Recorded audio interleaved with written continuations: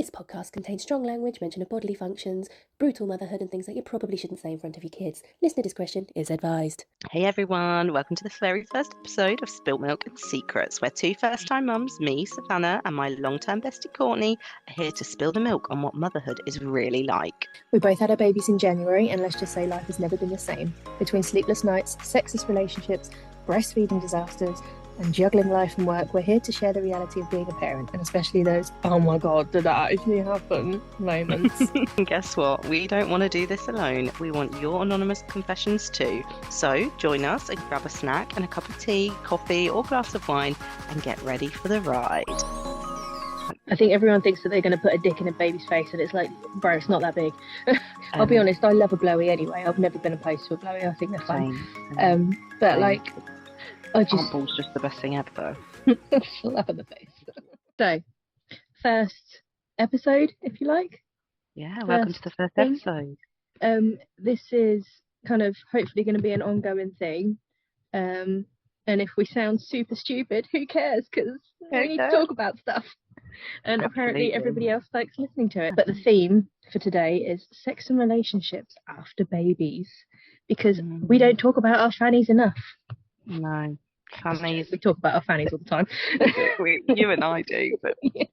I don't think a lot of mums or parents do talk about their fannies enough, to be honest. No, I think it becomes like a bit of a, not taboo, but it's like, oh, I'm an adult now, I've got a child and I'm responsible for a person. Well, I wonder if people spoke about their vaginas a lot before they had children. Not enough, I don't think.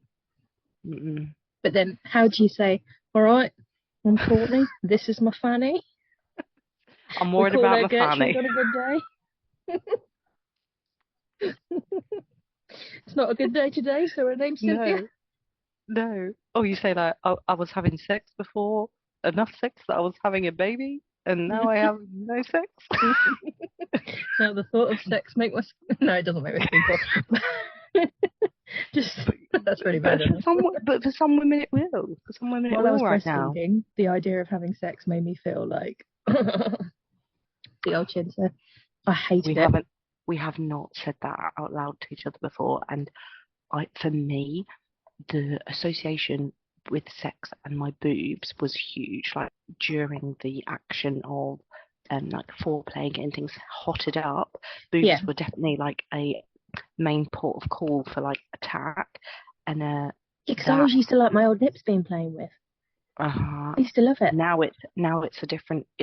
Well, for me, I'm still breastfeeding, so they definitely for me have more of an association of like, well, I just get a bit freaked out. I don't really like them being touched, and that didn't happen straight away. Actually, I was okay for the first few months. Okay. But just like recently, sorry, I'm just shaking up my drink because this podcast is going to be a little bit of our personalities, isn't it? So not only do we like talking about sex, relationships, everything postpartum, being completely brutally honest, but in the best way possible, we also love food and drink and exploring things and just I think that just nails us, doesn't it? So we both said that we would like to try a different drink and food item. Okay. Each month. So what the drink I've got is the Vita Coco Chocolate, which is a chocolate and coconut drink. And I thought it'd be really on topic because apparently coconut milk is meant to be really good for breastfeeding mums. For any new mums that are listening, people who want to breastfeed, it's meant to really help with increasing your supply if that's something you're having a problem with. So I'm going to start pouring it. Milk for your titty milk. Milk for your titty milk. Is it ASMR? Yeah, no, it's not. What drink have you got, Cot? So, I've got the opposite. I have got what is terrible for your milk supply. This is Pepperbox Shiraz. Ooh. It's absolutely delicious. It says it is deep ruby rich colour, concentrated ripe fruits, smooth black pepper finish. Other thing though, it is like £14 a bottle, and normally I wouldn't pay this much for a bottle of wine. I'm like a bottom shelf, highest percentage, lowest price kind of girl. Don't we know it? Yeah, but it's absolutely lovely. I think maybe pre-motherhood you might have been a lowest percentage bottom shelf kind of gal, but you've got to treat yourself sometimes as a mum because life is harder now than it used to be. Yeah.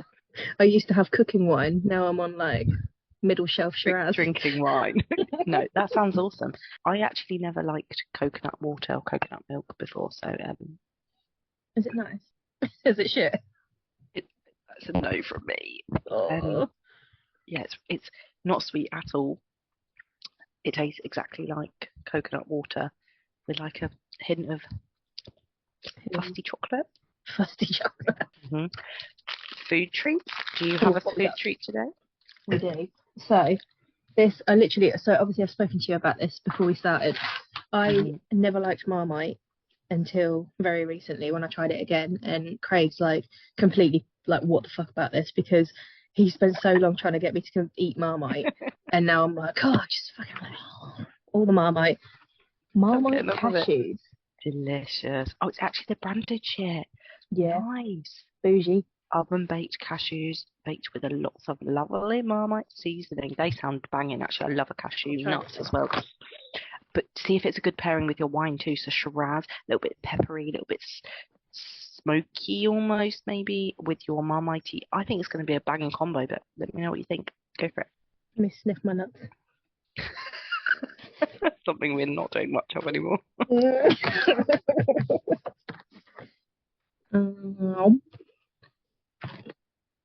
ASMR, nice. They're not as Marmite as I thought they were going to be. Okay, is that a good or a bad thing for you right now? I kind of was hoping for a bit more. Bit more crunch. I'm alright. Okay. Yeah, I'm alright. Probably won't get them again. I'll probably just have Marmite and toast. Fair. Yeah. Underwhelming. What did you get? I went for, now did you know that Lidl has done a collaboration with Emily in Paris? Oh my god, what? So I was walking through Lidl and I saw loads of Emily in Paris themed items, French items, and this has a picture of her on it. It's a white nougat with almond and honey, and it's just nougat. I love nougat anyway, so let's try one of these. I just found it hilarious how they're using Emily to... I've never actually watched that. Have you not? Oh, I have, but it's good. But not since Teddy's been born. I haven't had a chance to watch any television. But it's got like that paper on it. I don't know if you can see. Can you see the? You got that fancy shit. Tasty. It's making you feel Parisian. I'm a fan. I didn't actually know nougat was French. Is it French? I suppose so. The way you say it, isn't it? Not nugget. But you nugget. Can't say nugget. Right, nugget. You got some nugget. Chuck us your nugget.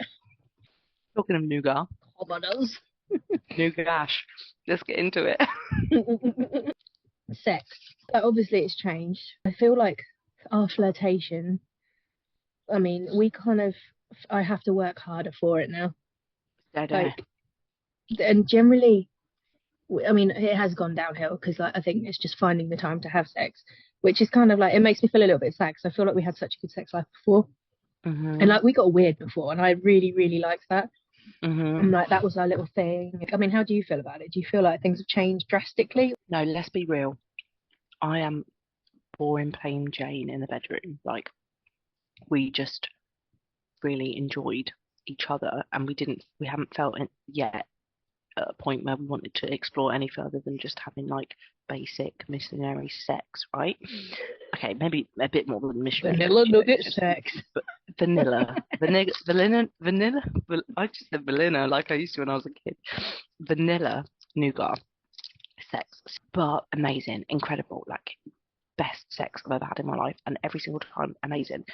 And I actually don't feel like that has changed, but finding the motivation and all the flirtation that usually used to happen throughout the week and the month, and like a little bit of, just that foreplay that happens outside of the bedroom. Well, it's gone. It's not gone because we wanted it to go. It's gone because our relationship has changed so much. Yeah. In terms of, before Teddy arrived, we had nothing to argue about, really, let's be real. We had an easy, breezy, chilled life, happy, doing whatever we wanted on the weekends, on the evenings, but we were so chilled. There were no stresses, nothing to argue about. Yeah. As soon as Teddy came along, that dynamic hugely changed, and we have been getting at each other so much more than we ever have done, and that definitely has impacted how much intimacy we feel like we have, and how many times we're having those little touches here and there. Do you feel the same? I feel like I think this stems from like how stressful it is having a child in the first place. And I get like there's people with like 17 kids that are like absolutely smashing it, and great for you. We're on one, and it is hard, it is. But I think like your priorities change, but also like the chance to flirt, and like I feel like you have to work to flirt. And we're now getting to a point nearly 9 months on where that flirtation's starting to come back. But I mean it's like work. Do you know what I mean? Like I keep like we used to literally have a kiss every time he comes in, a kiss when he goes, and now it's like, oh, I haven't been kissed today. Like, I miss our dynamic, but also like I kind of feel like I read something on Instagram, and this is in play my Facebook as well, to be fair. There's a girl that I follow as well, Bethany Swanker, her name is. She's actually quite good. She's like family life following, like food, and I think she started like with weight loss. But she said in like a Q&A thing that she does on a Sunday, foreplay has now changed from like it's what you do throughout the day. It's everything that happens from when you wake up to that point where you're going to have sex, and it's how much has he taken that mental load off of.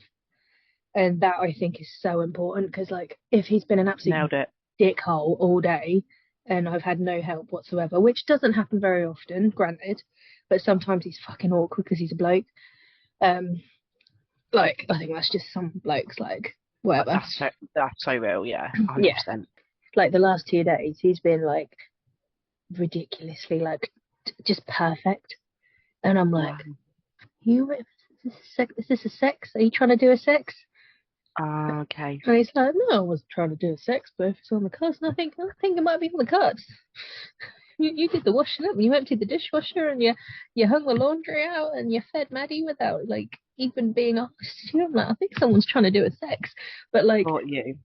Like all these little things, I'm like, okay, I'm noticing it, but then I'm like having to tell myself, right, encourage that, say thank you, like all these little. Whereas before I wouldn't have really, like it's just you live together, whatever. But I think that positive reinforcement encourages them to do it more, because men don't think the same as women. It's like this is going to sound really bad, but I don't think men and women are created equally.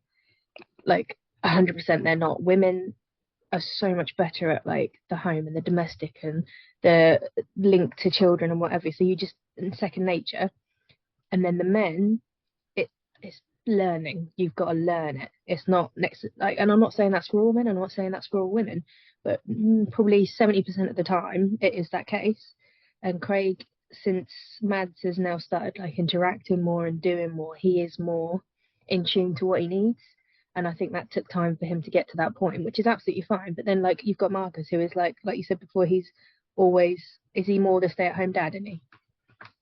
Yeah, like he's not a stay-at-home dad, but for sure but the point you make about women being made differently, I completely agree, but not because I think we're born that way, but because from the moment we come out of the womb, everybody is teaching us how to be a mummy. Everybody is teaching us how to bring up other people. For kids. And but not even that. Like as soon as we're born, we're playing with babies again. We're playing with dollies. We're obsessed with babies. We're taught how to clean, how to cook before our male counterparts or brothers, or it's just not, or it hasn't been previously something that parents have been trying to instill in boys. It's been something they've been trying to instill in girls. Whether we know it or not, even the small subtleties in the way that people have spoken to us throughout our entire lives have all been to ensure that we are built to make a home and look after our children. And I don't think it's necessarily, I think there are lots of it that is natural. At the end of the day, we grew a human being inside our body, we birthed them, and now we are looking after them. But we're trying to do that with a co-parent who we are just lucky enough that we are completely and utterly in love with. But it's really fucking hard. I mean, parenting and parenting styles is a conversation we can have in another podcast episode. But for sure, like these are all things like the small conversations that you have on a daily basis. I feel like they used to be a little bit meaningless, and they could be about anything, and they could be playful and flirty. Now every conversation we have is about parenting Ted, and like how we're going to do a certain thing, or like, has he eaten, has he slept, when did he sleep, when did he poo, when did he, like, and whenever we talk about anything to do with us, it always feels like it somehow comes back to Teddy. And like, how is that's not sexy at all?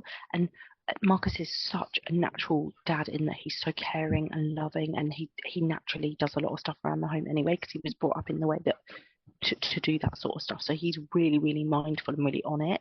So it's funny because we have different standards. Like if Marcus empties a dishwasher, and like he's so clean and tidy versus me anyway. Like he's more tidy than I am, and cleaner than I am. But then I don't necessarily find that as like if he does that, I'm not put off the idea of sex. So like I'm more open to it. If he was to not do all of that, I'd definitely be put off. I'd be like, what the fuck? Like, no way, I'm not going near you. But because he does all that anyway, it's not like, oh, you're trying to get something from me. It's just the way he is. But whereas he doesn't touch me, like he's not touchy-feely at all. He never really has been, but he would, I suppose he had more energy. We didn't have something to worry about. So when he was feeling it, he would be more affectionate with me. And then I would know that that was what he was after. Like he's very, I feel bad saying this, but like I know him so well. We've been together for 12 years. Like he's easy to read. I know when he wants to have sex with me, and I am not against it. I just find it really hard to feel turned on at the moment, and I don't know if that's because of my coil, because I have a hormonal coil at the moment. I'm on the same one as you. Or if it's just because of the situation and the fact that we have a baby now and that things feel different. But sorry to be gross, but I really wanted to mention this because I want other mums to feel normal about this too. Like when we first brought Teddy home, our sex life was brilliant because Marcus didn't have sex with me at all when I was pregnant. Really, he found the whole idea really repulsive, and really he was really against it, which is really common for a lot of men actually. Yeah, like, I think everyone thinks that they're going to put a dick in a baby's face, and it's like, bro, it's not that big. Like he's tucked up nice and high. Yeah, but he couldn't get over the idea of it. He just looked at me and saw baby. He couldn't disassociate, and I think fair enough. So I was really horny during my pregnancy, but we just basically didn't have sex for like the last 6 months of the pregnancy, which we're probably like once a weekers, maybe once every couple of weekers.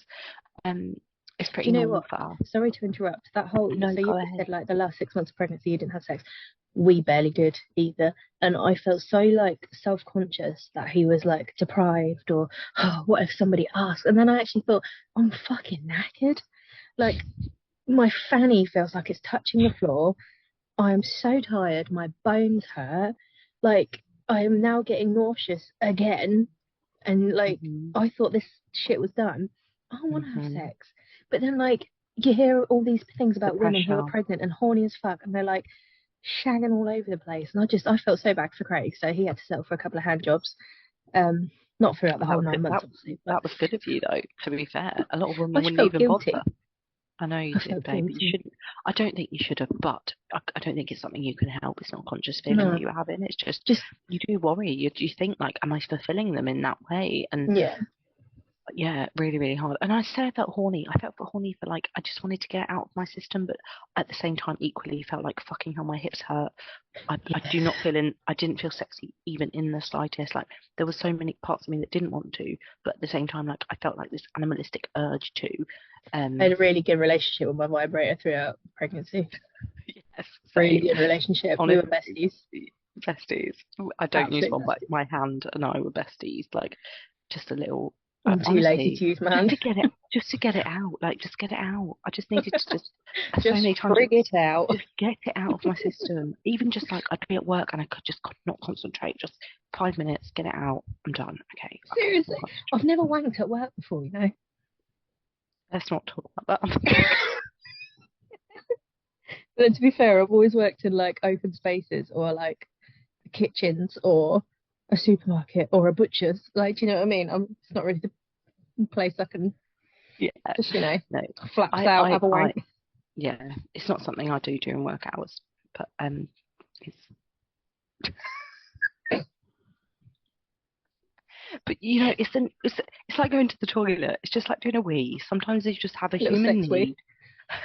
A human need to just do a poo or something like that. You know, it's nothing to be. It's not taboo. This is the thing. Like I'm talking about it as if it's a taboo thing. And it shouldn't be. Like, these No. things are completely as normal as going for a wee or a poo. Like, it's nothing crazy. But I do think if you're missing that part of your life, or like something has changed environmentally that means that that's then different, it can be really hard to deal with. And you don't know if what you're going through is normal. And so for us, when Teddy was born, those first few weeks, we had so much sex, but he was sleeping all the time. And I didn't realize how blissful and quiet he was, really. Yeah. I found it so hard, so hard. Every moment of every day, I was thinking, why have I done this? This is so hard. I wasn't dealing well with the newborn stage. Like, up until 4 months, I just thought, what the fuck? What is this? And we've said about this so many times, haven't we? And we can talk about that in another episode. But definitely in terms of the sex, it was something we were able to do. And I feel terrible about the fact that he was in the room with us most of the time, but he was a tiny baby. He didn't know what was going on. He was asleep, and I think we both had this newfound appreciation for each other as parents, a bit like, oh my god, for me maybe, he was like, you just birthed a fucking baby, like, you're epic. And I was like, you are the most beautiful, amazing dad I've ever seen in my life. Like, you're so caring, you love your baby, you change nappies, you don't moan. Like, he was just, I couldn't have asked for more, to be honest. And so I think we just had so much appreciation for each other in those first days and weeks. But certainly as the months have dawned in on us, the sex is just less and less frequent. Yeah. But I feel like we were the opposite of that. Oh yeah, I remember us talking about this, because initially you were like, get away from me, right? Not because of Craig, but just how you felt. Just like, because I think, partially because he didn't just click. Like, I had to ask him to change nappies, or I had to ask him to do things all the time, and it felt like he would do them, but I was still carrying the mental load of it. So then it was irritating me, that, and the fact with breastfeeding, I really, like, we struggle with breastfeeding anyway, and I've never liked being touched all the time. Like, it's never felt nice. It's just overwhelming. It doesn't sit well. And that with breastfeeding, just the idea of having sex just made my skin crawl. And that's like, I feel really bad saying it now, but it really did. Like, just being touched in general. Normal. Like, he'd come up and put his hand on my bum, or like put his arm around me or something like that, and I was just like, oh, and I felt like terrible. And now obviously I've stopped breastfeeding, it's a completely different thing. But that, on top of the whole having to pretty much educate him on everything from scratch, because it just didn't come naturally, plus that it was too much. I just literally couldn't even think about sex. So we didn't have sex until, I think it was like 4.5 6 or 7 months. Oh, when we saw each other, when Mads and Ted were like 12 weeks old, We definitely hadn't had sex then. No, but I remember you were like, I can see that he's really trying, so I'll give him a handy every now and again. Yeah. Yeah. Brilliant. Penetration did not happen at that point. No, I remember thinking that blowies and handies were like a token of appreciation, which I thought was beautiful, like lovely. And I really admire and love that about you, that you obviously you wanted to make him feel appreciated and loved, and you knew that doing something sexual was the way to do that. I'll be honest, I love a blowy anyway. I've never been opposed to a blowy. I think they're fun. But like, I just ball's just the best thing ever. Slap in the face. just love those really soft. Anyway, let's not get into it. But screw them. Yeah, for us, I think. But it's not something, for me, it's something that's part of the build up to sex, rather than it's not something I do sort of in isolation. But I love how openly you speak about it being one of the ways that you show Craig that you love him, and that you appreciate what he's doing. And I think Marcus doesn't really indicate that that's something that he wants, but then maybe I don't ask. I think this is the thing, like, maybe I don't think even Marcus and I speak openly enough about whether our needs are being met. Do you and Craig? We have always, I must admit, that communication in like every department, like even when I was resenting him at the start, we spoke about it. Like, I love that. All of the communication, sex wise, like everything, we've always been exceptionally good at communicating. But I think that comes a lot from like early days when we were partying a little bit too hard, and we had to kind of work through giving certain things up and kind of discussing the relationship, like really trying to stay together. And we did. Like, we've now been together nearly 9 years, But it took a hell of a lot of communication, and I think that's kind of stuck with us.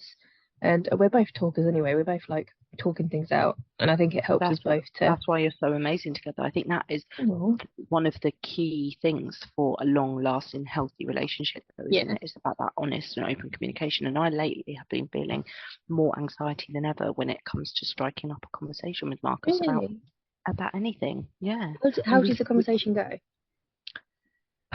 Well, we're talking about relationships, aren't we? And I think a part of any relationship, a healthy relationship, is arguments. And like I said earlier, we didn't used to argue very much.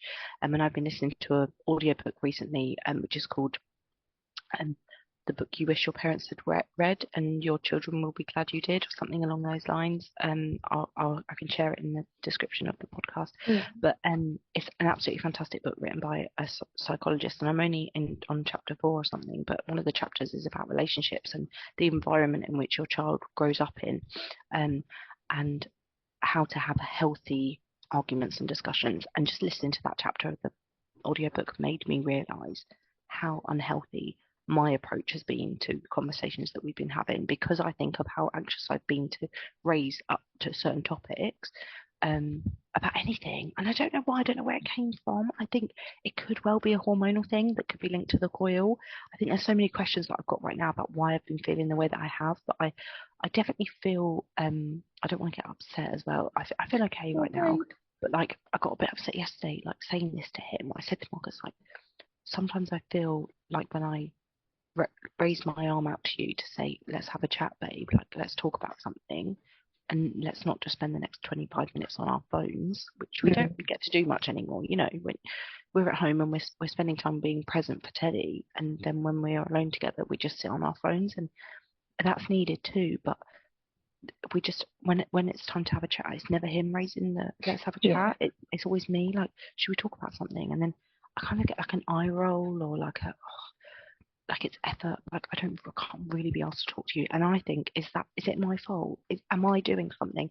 Or when I look at it, the word isn't retrospectively, but like if I look at it from an outsider looking in, or try to remove myself from the relationship and look and see what it looked like from the outside, it's probably the fact that for Marcus, his way of unwinding, relaxing after a hard day at work and coming home and looking after Ted, is just switching his brain off and scrolling through TikTok. Like, that is his way of relaxing so that he can be present for our family tomorrow.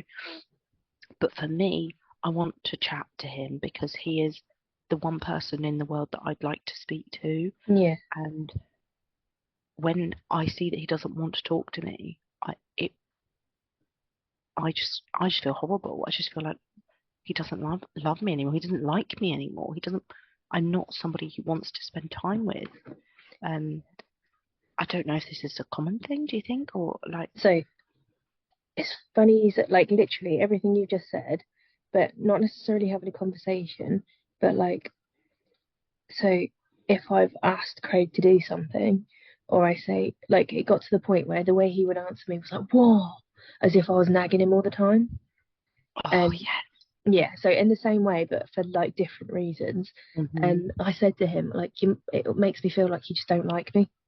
And he was like, oh, no, that's not it. And I was like, but like, I didn't realise I was that much of a nag. Like, it's just because I need help. Like, I don't want to do things on my own all the time.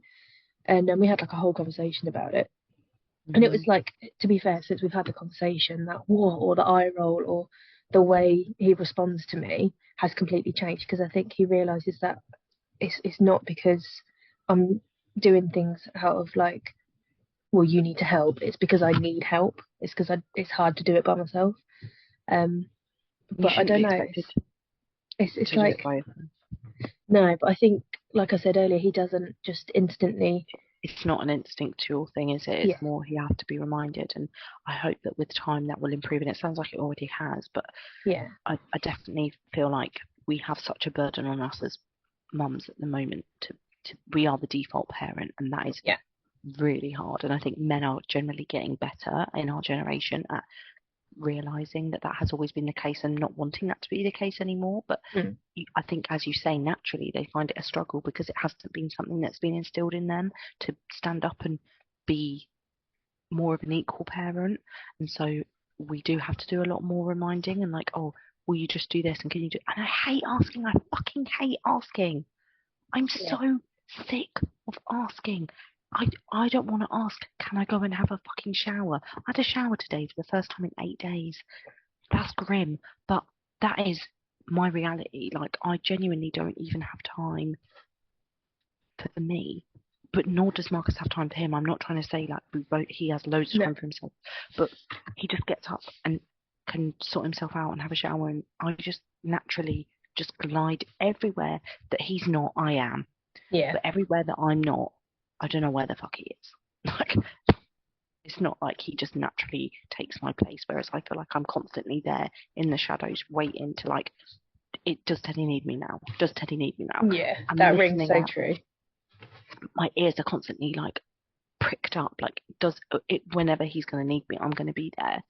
But I just don't know if the same is the other way around, and I don't blame him. Like, I don't think it's on Marcus at all, but I just don't know how we get around it. And so because of that expectation for me to constantly speak up, and equally to you, like just having to constantly ask, like, and I do feel like I'm a big nag. Like, I do feel like I'm constantly requesting more and more from him, and I just want him to be able to have a break, just like I'd like a break. But then I just want to share the load, because if we both share the load, surely it will be easier for both of us. And then it's so difficult. But definitely in how I've been approaching things, like just for example, on our phones, like I know Marcus and I are Teddy's role models, and that what he sees he will do, and what he is around is how he will, he'll absorb it. So it's hugely important for me to make sure that we are portraying the best versions of ourselves and giving him things to copy that we want him to do. Do you know what I mean? I don't want him to go up and sit at a table on his phone and not speak to anyone around him and be completely socially inept.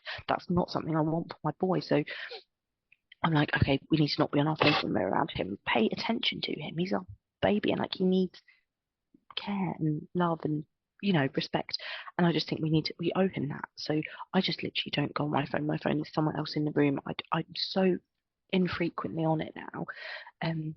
But Marcus, he needs to be on it a bit more for work, and like, he checks it a bit more, and he's not bad at all. But definitely when Teddy's playing on his own, Marcus is a massive advocate, and I think it's a brilliant thing for Teddy sitting, playing with his own toys, exploring his own things. He doesn't need Marcus to be there with him, holding his hands.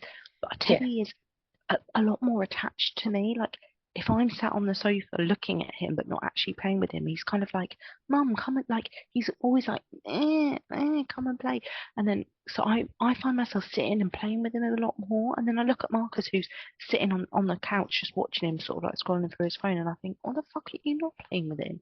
And so then I keep it to myself the first couple of times I see it, and then the third time I'm like, Daddy, you're always on your phone. That is how I approach that conversation.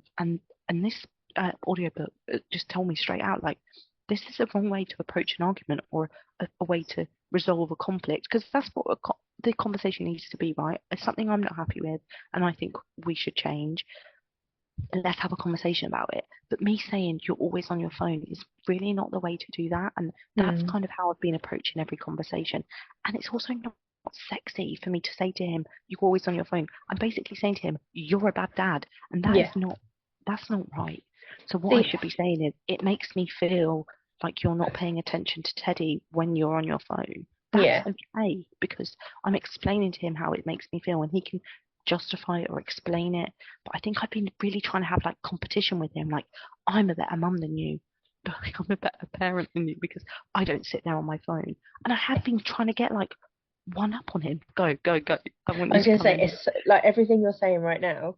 I never actually thought about it like that, because every time we've had an argument or I've said something like, i.e. you're always on your phone, or please be more present, or something like that, I never even thought about the fact that I could actually be making him feel like, because he said, oh, that's it, I'm a shit dad, like, and I'm thinking, oh my God, am I actually making you feel like that? But I'm like, but I didn't say that, so I didn't mean that but then it doesn't matter what I say, it's how it comes across. And it's insane that you've just said that, because it's like we've literally been having the same conversations, the same arguments, and the same outcomes. So I am obviously just approaching it completely wrong. So hard. But this audiobook has been like, already, I just listened to it like 2 days ago, and I feel like I'm changing the way that I'm speaking. And it's great because it's called The Book You Wish Your Parents Had Read, and Your Children Will Be Grateful You Did, or something along those lines. We're back. Should we do a segment, Courtney, on this, do you reckon? A what? Podcast segment. Also, what are we calling this? A segment, like a quiz or like a little session where we go, you know, like on some other big podcasts, they do like a let's talk about shit, baby. Should we have like a I'm not stealing other podcast ideas. We might get copyrighted now or like sued or something. Cease and desist. But do you think we should have like a segment each month where we talk about something in particular during that segment, or like a story time, or pose a question to each other? Anyway, we can think about it. We can think about it for the next one. But what are we calling this? Are we calling it? Oh. I was going to say, I always fancied like an anonymous confessions, like, but like weird and dirty, like mum confessions or relationship and sex confessions. Like, it can literally be anything. It can be like, he pissed me off, so I pegged him, or like. Craig hasn't been pegged. I better just put a disclaimer out there because I don't think he'd be happy if people knew that he was being pegged on the reg. He hasn't. But like, no, like just he like said knew, not thought.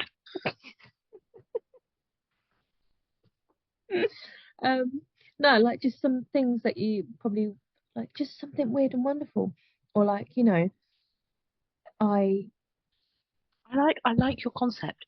I think I don't want to be too crude just because I have a corporate job. But I'm not really that not that I care. I don't think there's anything wrong with being frank and open and honest, you know that. It's in the name.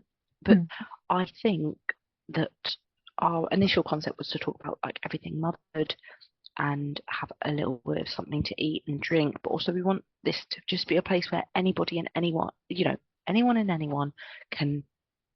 Did I repeat that twice? Anyone and anyone. I think we're on everyone and anyone. What? Anyone? Everyone. Everyone and anyone can tell us the truth about how they're feeling, and this is a place of no judgment. So I feel like judgment-free confessions, judgment-free motherhood, or even just like let's have a think and we can regroup, but we need to think about it before we put it on something anonymous. Spotify. Like the amount of people that told me that they dropped their phone on their baby's heads, but nobody else had said it until we all had that conversation. Like things like that. Or I dropped my phone on Tip's head. Yeah, I did the same. Marcus was fucking fuming. He was so angry. I don't even think I told Craig. I was like, angry. He was tiny. What? Yeah. Well, he saw, I think. And Marcus, it was the first time Teddy actually probably cried, I think, from being in pain. And oh God, I could have killed myself. I thought, oh my God, I should just give up motherhood now. It's such a hard thing to like. It's just one of those things, isn't it? Phones are heavy now. It's very difficult to hear them upset. I hate it. It's the worst sound in the entire world, isn't it? Yeah. Today I was in a work meeting for hours, and I could just hear Teddy crying, and I knew from his cry that he sounded really distressed, which usually means he's hungry. And I couldn't do anything about it. And oh my gosh, I don't think anyone tells you how hard it is to hear your baby cry from a few rooms away and literally not be able to just, stop whatever you're doing and run and help. Like, God, it was rubbish. It felt really, really hard. Have you ever had a situation like that? Literally the last 24 hours, he keeps, like, he's everywhere. He's in everything. He's crawling everywhere. He's pulling himself up. He's trying to walk, but he keeps, like, face plant on the floor, and he's got a big bruise here that he got at nursery the other day. And he's now fallen in the same place twice since, and he's screaming his head off, and I feel so terrible because I can't do anything about it, and he's just howling, but then you can't like wrap him in cotton wool because then they won't learn. He won't learn that that's going to hurt. I'm not going to do it again. No, you're so right. But it's horrible. So I just feel like, oh, I'm so sorry, mate. Like, and I want to just cuddle him, but you can't. Like, it's so hard to just like be free, child. You're gonna hurt yourself.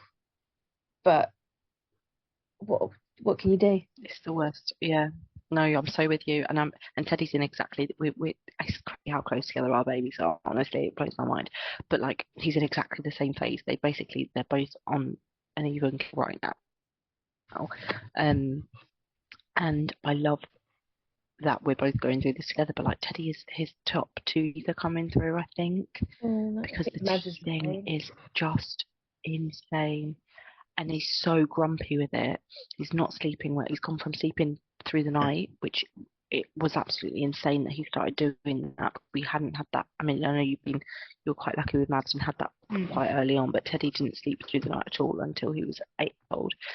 And he slept through the night for a week straight, and then his teeth started coming through, and he's just been in agony since, and he's been waking up multiple times a night, just in pain with them. Yeah, but it's one of those things you deal with, isn't it? I can't remember what we were saying about relationships, but yeah, I basically learned that when I'm talking to Marcus, I need to talk to him in a really respectful way, not where I'm trying to gain points, or not that I don't think I've consciously been doing that, but when I look back, I can see like I've been feeling a lot of anger. I feel a rage inside me when I see him doing something that I feel like personally I wouldn't do, or like I don't think it's the right thing. I've just been really angry. I think I have, and no one wants to have sex with an angry person, right? Rage sex, just like hate sex. Not something that's ever done, to be fair. It's funny you say that about like how you feel when you see him doing something you wouldn't necessarily do. So I can't remember if I saw it. I don't even know where I saw it from, but it was basically someone said if you criticize everything the other partner does, you will become the expert in that child. That child will only ever come to you, and in future, all of these little things, it will be your responsibility because you've basically put your partner down every single time they've done a certain thing. You have to let your partner be his own style of parent. It might not be the same as your style of parent, but you've got to let it be. Just because you want to do a certain thing, he's got to learn to be his own version of a parent, rather than just saying, well, she wouldn't do it like that, so I'm not going to do it at all. Because then it will all be on you, which I thought was incredible. Yes, and when I heard that made me take a step back, because I realised how much I said out loud how, well, I wouldn't do it that way. And it's actually, when I hear myself saying it, I'm thinking, what a knob. Why am I talking to him like that? What a dick. Yeah. But hands up, I'm massively a control freak. I've always been a control freak. Like, I always think, maybe I'm a narcissist. I do look at people and think, I could do that better myself. It's the reason when someone's cooking, I go in the kitchen to see what, to see if I can learn from them, because that's my intention, to go in the kitchen to see if I can learn from them. But when I'm there and I see, like, let's talk about an example of a red pepper. How do you cut a red pepper? Tell me. Top, bottom, round. You take the top off, take the bottom off, and then just cut round the seed. Okay. I think you could do it better. I'm such a dick. So like, how do you cut a pepper? I just cut around. So I put my knife in the edge of where the top of the pepper is here. So I put my knife in here and go round, so that I could just pull the top and all the seeds come out. You don't have to try to take seeds out though. So like, in my head, I think, what is the most efficient way to cut a pepper so that you have the least mess? Okay. So then I saw somewhere where they just cut down the side of the pepper and then sliced around, and then all they had left was the tiniest bit of like green and then all the seeds, and they got the most out of the pepper. So now I just hold the top of the pepper by the stem and I go down the sides, and I get like lots of segments, and I can do slice, I can cut, chop, I can do whatever I want, and I don't have to deal with any seeds. And I think that is so epic. And now if anyone I see cooking prepares a pepper and has like seeds fucking everywhere, I cannot help but to say, you're doing that wrong, and that's not right. And that makes me a dick. So I'll just do it for speed. It's something I'm really, I'm really working on. Yeah, but I don't think my method is any slower either, because I also think about speed. I'm like, if a recipe on my phone on a Cherry Pick, which is an app I use to cook, if Cherry Pick says it's going to take 15 minutes, if it takes me longer than 15 minutes, I fail. So I set a timer on my phone and I'm cooking in 15 fucking minutes. Do you know what I mean? So I feel like, but yeah, that's just a massive part of me that I think is judgment that I get from my mother. My mum's really, really, she will openly admit that she's very jealous. She can be quite bitter, quite angry, quite mean, and I think I definitely have a huge amount of that from her. Do you think? I see. I never would have, like, out of how long we've been friends, I never would have looked and thought, oh, Savannah's bitter, angry, or mean, or anything like that. I really try my absolute hardest not to be. I'm very self-aware, so like I know that I'm a massive dick. So like there are only a certain few people that I feel very comfortable with when they were chopping peppers to say, I think there's a better way you could do that.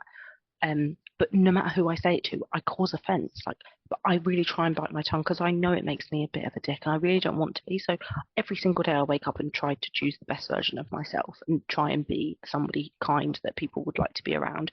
I have a craving to be liked. I really, really hate it when somebody doesn't like me. So, like those sorts of things that I work really hard at. But honestly, like I am a dick. I'm a massive dick. You're not a dick. I'm not a dick at all. See, I always think, and this is probably why me and Craig have half the arguments that we do, because I'm so blunt. Like, I love there that is no. You, though. You are direct. I am very direct, and I don't. But there's no need to be so pink and fluffy. There really isn't. I can't do it, and I think sometimes Craig needs a little bit of pink and fluffy. But like the way I talk, and I'm like it at work, I'm like it at home, I'm like it to Mads. Like I can't not be blunt. There is no grey area. It's black or white. Things are what they are, and like in my head though, I see things as fact because that's how I viewed it. But then I also think, well, I'm always right. Yeah, and Craig said to me the other day, exactly the same in that way. Well, Craig said to me the other day, one of the things that he would say is the only thing that he would change about me is the fact that I'm always right. And I was like, but you admit that I'm always right. You said it. Yeah, so he said it like that. He didn't say I would change that you think you're always right. He said he would change you that you're always right. And just like you said that he wouldn't want people to know that he was pegged every day. Not that people would think that he was. Honestly, I've genuinely never pegged him. He won't let me near his bumhole. Fair, yeah. He's very protective of his anus. Oh, if only we were so protective of us. Oh dear. Oh, men and their bumholes are such a delicate subject, eh? It really is.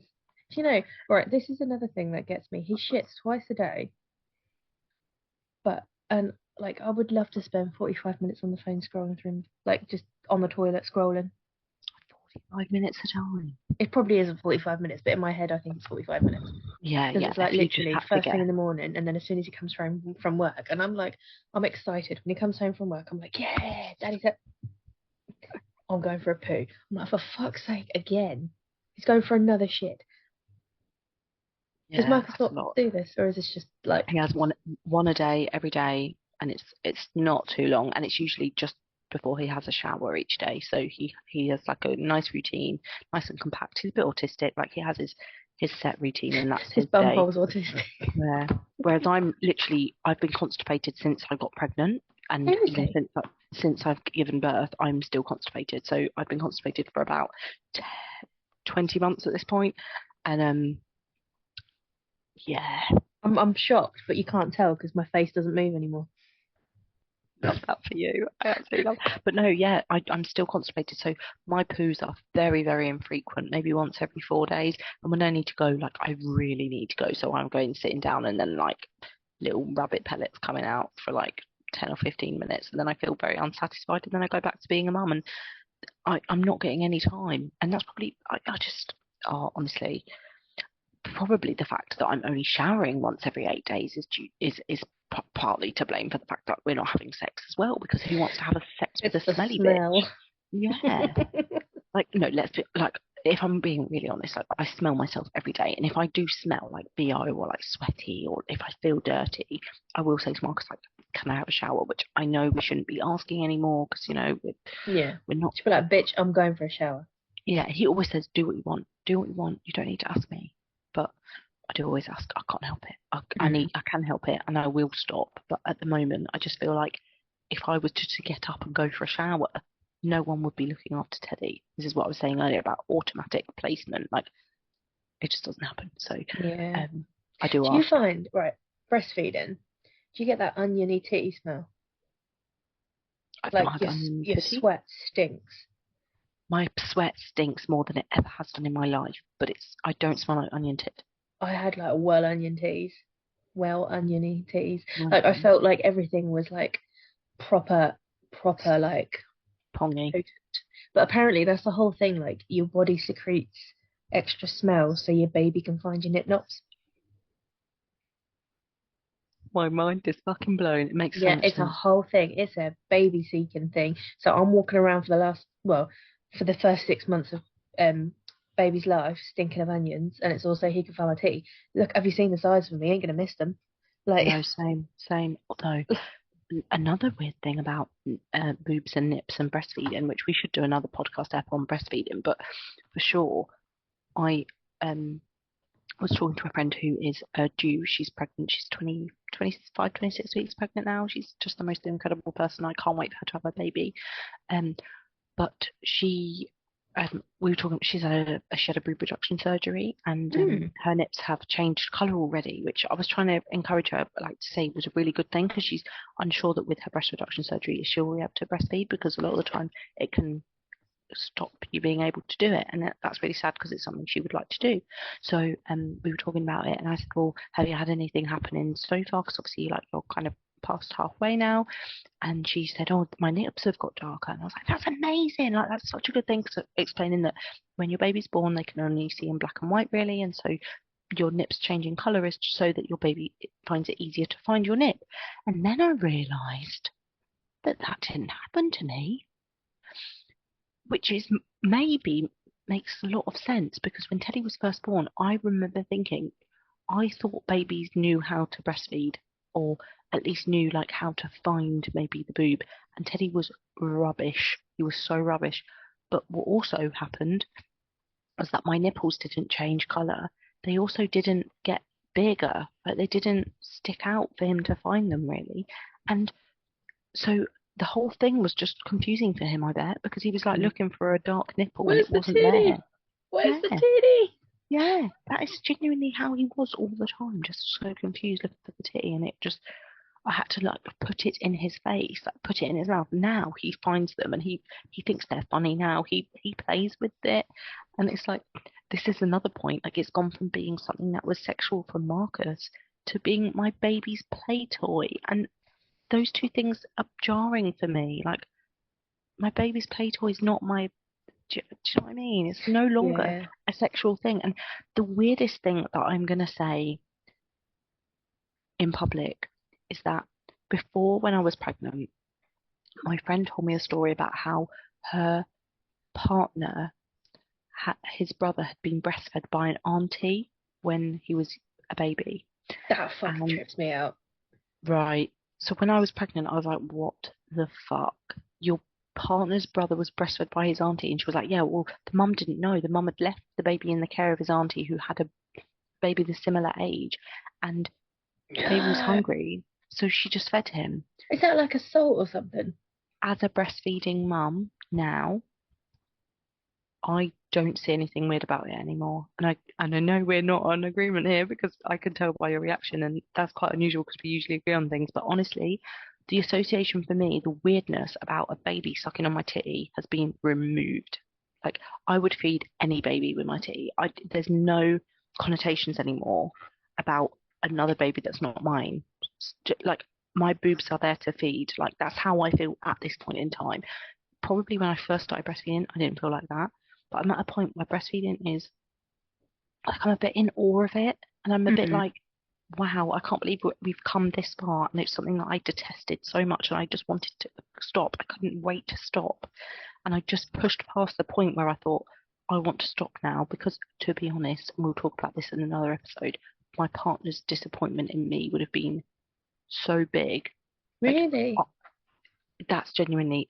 I know that it's good for my baby, and I knew that I could do it. And I felt, number one, that for all the women out there who can't do it, I need to keep doing it. which is such a stupid thing to think, because who gives a fuck?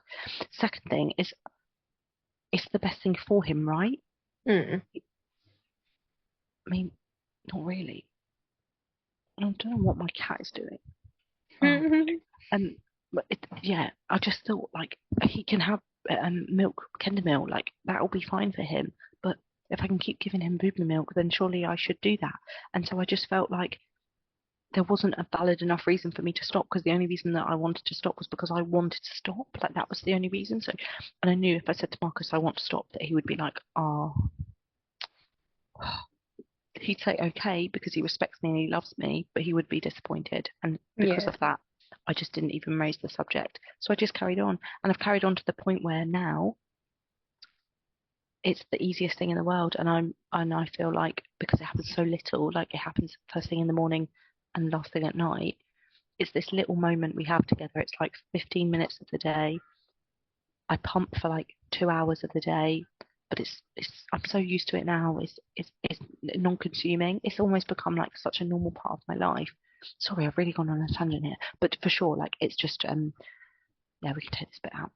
But I just, honestly feel like it has changed our relationship, though, going back to that, because I no longer have this like sexual association with my boobs. They've just become for feeding. And honestly, like, I was at my friend's house at the weekend, and her little boy is 2 years old, and he saw me feeding Teddy, and he's like, I want it, boobies. He's never been breastfed in his whole fucking life. He's only ever been bottle fed, but he knows boobies for him to have milk. And if his mum wasn't weird about it, I'd be like, sure, have a bit of booby. I don't give a shit. Oh God, it wouldn't bother me at all. I could easily be, if it was back in the old days and we had what they called wet nurses. Wet nurse, yeah. I could do it. I could do it for sure. See, I think we're on different pages with that. That creeps me out a little bit. I get that. But then, like, breastfeeding for me was not a good thing. It was shit. It kind of came between us relationship wise. Like, we had a tongue tie that we didn't find out about until he was like 5.5 months, and by that time I'd started to get him onto bottles anyway. And I just didn't like. I will quite happily say, if I was to have another child, I would not breastfeed. Like, it made me feel so tired and drained and crappy all the time. Like, my bones are still hurting from breastfeeding. You have got the post breastfeeding glow. That's something they say happens to you, right? When you stop breastfeeding, you just get your glow back. I don't feel like you ever lost it, but I don't think I consciously. No, darling, this is Botox. Well, does it make your skin look really glowy and fresh? I mean, my forehead's like shiny because it's like it doesn't move anymore, and like your skin always looks lip good. Flip. That does look really good. Trying to get them just job lips back. Plump and juicy and red and nice, but I completely, as soon as you said about the tongue tie, I was like, shit, you made breastfeeding look so easy. I didn't realize that you were struggling with it. This is the thing, like, I feel like, because obviously we'd had conversations about like how, like, I was constantly worried about things, and like, I think in my head I was like, well, just get on with it, there's nothing wrong, just get on with it. But clearly there was something wrong, and then we found out about it, and I was like, it fucking makes sense now. Yeah, but the weird thing is that we both had the same concerns, and we both were having the same experience. Yeah. But we weren't, because you were genuinely struggling, and I just felt like I was finding it really, really hard. I was struggling. I wasn't sure if he was drinking enough, blah, blah, blah. All those things I was worried about. But I actually had no genuine cause to be concerned. But I think that is a universal thing with mothers. Like, even when there isn't anything to be worried about, we're still worried. And then when there is something to be worried about, it's like, oh, I got validated. Find it like, and I think for you with Mads, it was him not growing as quickly. That was something you were so worried about. And actually, now I look at him and I can see, okay. Like, granted, I wasn't concerned about the rate he was growing at, because to me he still looked healthy, but he was just smaller than other babies. Yeah. But now he's not smaller than other babies. No, he's a chunky boy. he's just so like bang average normal now. Yeah. That I think, okay, yeah, there was definitely a problem there, but you dealt with it so well. You kept him on the side of healthy that he needed to be on, And so he was not the weight he should have been if he'd have been eating as much as he should have been. But then that goes back to it, like with breastfeeding, and that stopping breastfeeding, I think, was the best thing for our relationship. I think if I'd have carried on, we would not be like. I feel like now we're starting to get our flirt back. We're having the occasional dick in. Like, it's nice. We wouldn't be doing that if I was still breastfeeding. Like, I can hands down say that would not be the case. Awesome. But I think, each to their own. Like, I'm not a natural breastfeeder. I tried. We did 6 months all in all. Amazing. That was it for me. I was never going to be able to do it for as long as like you guys have done it. Like, I hated it. It just weren't for me at all. Honestly, I felt exactly the same. We had this conversation, we were both texting each other, cannot wait to stop. And one day I just woke up and a switch had flipped, not even in my brain, but just in the relationship with breastfeeding for me. I'm not saying I love it. I just don't have any feelings at all about it anymore. I'm just totally not bothered by it. It's something that instead of having to prep a bottle, I can do instead, and it's no harder for me. It's actually easier, whereas I used to find it such a mental challenge. So I suppose that's the only difference. But for sure, yeah, I think you did the most amazing job, and I think so many women out there have such a challenge with it, and to get to 6 months, to even do it at all, we are fucking amazing, and you are fucking amazing, and like, so are you. And I'm so pleased that we did what we thought was best for our babies, and anyone who wants to bottle feed their baby, they're doing what's best for their baby too, because if it's going to help their mental health, it's going to make them happier. Like you saying, I know that next time I want to bottle feed, I think that's amazing. Like, because the way that you are going to be the best mum that you can be is by doing the right thing by you and your baby. Yeah, and I think breastfeeding for me, it really didn't like do my mental health any good, because I spent so much time like anxious and worrying and knowing something weren't right but not knowing how to approach it, and like I pushed myself to breastfeed because everyone was telling me, oh, it's the best thing you can do, and the doctors put so much pressure on people. Like, it doesn't make you feel like you have another choice. And I think if I'd have felt like I could turn around and say, actually no, that's not what I want to do, like my relationship would have been different. Like, I think the first 6 months of having Mads would have been completely different for like me and Craig. I don't think we would have disconnected as much as we had. And like, obviously now we're building it back up, but they say like roommate phase is normal, all that sort of jazz. Bless you. I muted myself just so that wasn't really uncomfortable for people. No, like they say it's all normal, like this sort of stuff, and it's building how you build things back up afterwards. And I guarantee that if I was still breastfeeding, we would not be building back up just yet. We would still be like kind of just in the trenches. That sounds really stupid. No, it doesn't. No, it doesn't. It's so true. I do think you'd come out of it in a similar way that I did, but at the same time, I'm so proud of you for making the decision that you made, because it was the right decision for you and for both of you, but all three of you actually. Yeah. And yeah, I wonder if Marcus and I's relationship would be in a different place if I wasn't still breastfeeding, but it has such a small impact on our day to day now that I don't know if it would, other than the fact that maybe my boobs one day will feel like my boobs again and maybe become something sexual again, but I don't know. I just can't imagine squeezing them and milk not squirting out now. Like, every now and again I have a little look and I'm like, you still got milk in there, titty? And they don't do anything anymore. They're just like, they're just normal titty. I just can't plain understand old. that. They still feel heavy though. They still feel like large. Like, maybe it's powdered milk in there now.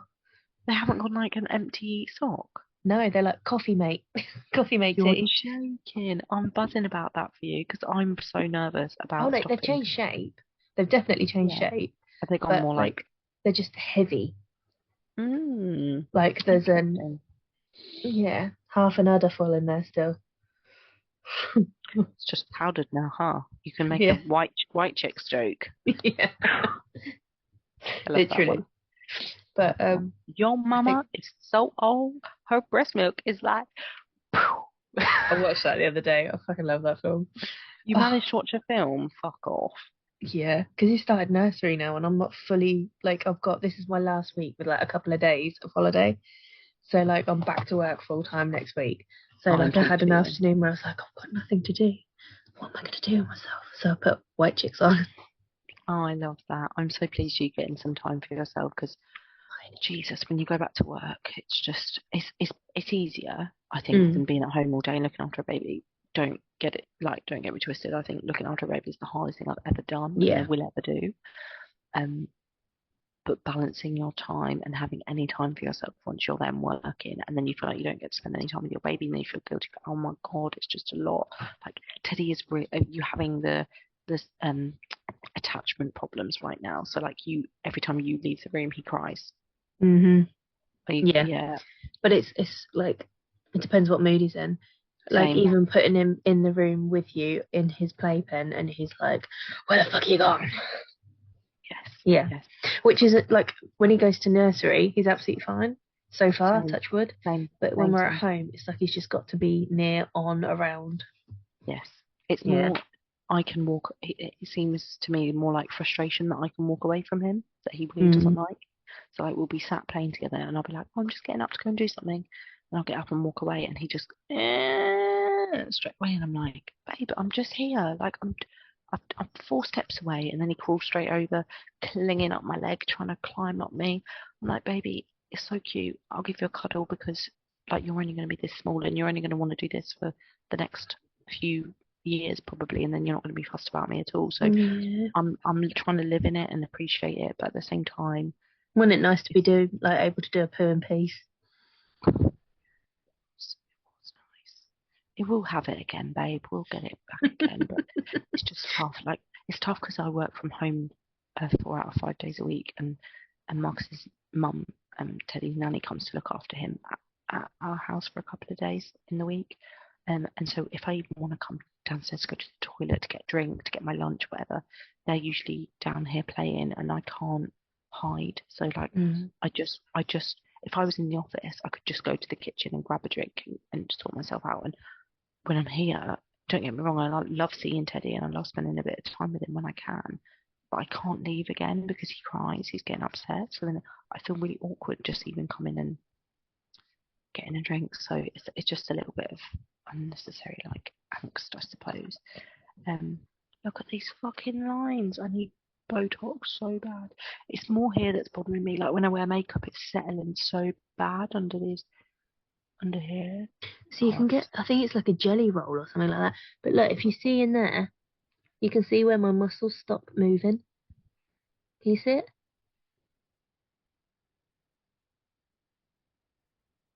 It's scary, isn't it? Freaky. I think the lips, I don't think I'll have the lips done again. No, because it feels numb. I don't like that. The forehead, I'm all for that. But what about a bit of filler, or are you scared of migration? No, I think I'd have a bit of filler. Yeah, because that's just not numbing, is it? That's not numbing. Yeah. But like, I must admit, I feel nice having, especially the forehead. Yeah, you look stunning. That's like a nice feeling. And I like having a little bit more lip. Yeah. But the numbing mustn't be nice because you want kisses to feel good, right? Kisses and pegging. Yeah. Well, with that then, shall we sum up this first episode? I think Mummy it's been a lovely first episode. I think we did digress a little bit, but fuck it. It's not strict, is it? Whatever. Still fun. Enjoyable either way. Yeah, it'll be fun. I mean, we've kind of exposed a lot, so let's just hope none of our potential job people. So, thank you very much for coming on the podcast tonight, Savannah. It's been a really interesting talk, and it's actually crazy how much we have had to catch up on, and the fact that you have so many similar things that have been going on, the same as us too. It's been good. I hope you have sex soon. Yeah, same. Thanks. I'm going to go and peg Craig. I'm going to go and give Craig a kiss and a cuddle. Hey, Mono's going to be livid. It's so fucking late. You normally in bed an hour ago. Oh, God. Yeah. No, it's been amazing. Thank you very much. Made you tired for work.